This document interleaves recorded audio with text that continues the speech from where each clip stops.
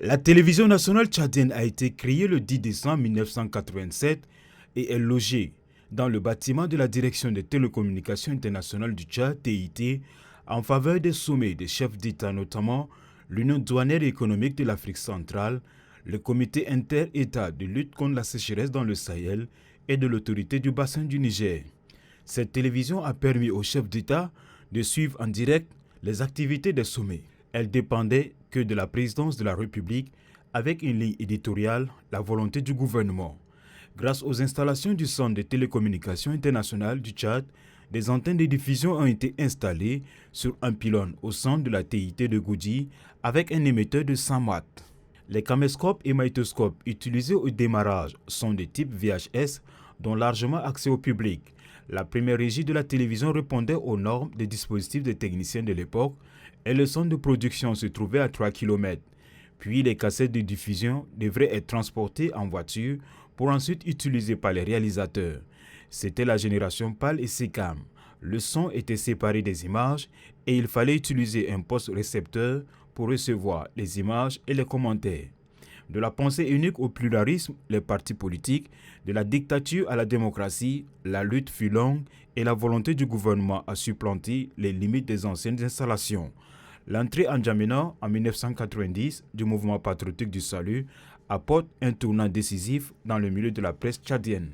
Une année après la conférence nationale souveraine de 1993, Télé Tchad a vu le rayon de couverture de ses émissions passer de 15 km à 80 km par la mise en place d'un pylône autoporteur de 60 mètres d'un émetteur d'1 kW.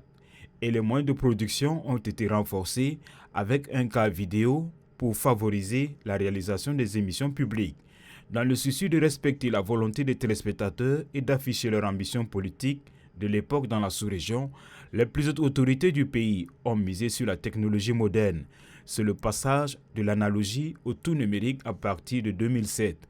Cette migration vers la TNT sera une grande révolution, d'où la naissance de l'Office national de radiodiffusion et de télévision du Tchad, ONRTV. Cet organe jouera un rôle non négligeable dans l'évolution de la télé-Tchad et la radio puisqu'elle va disposer d'un bâtiment digne de l'ambition du défunt maréchal du Tchad, Idriss Déby Itno. Les mesures d'austérité feront renaître une nouvelle structure, à savoir ONAMA, Office national des médias de l'audiovisuel.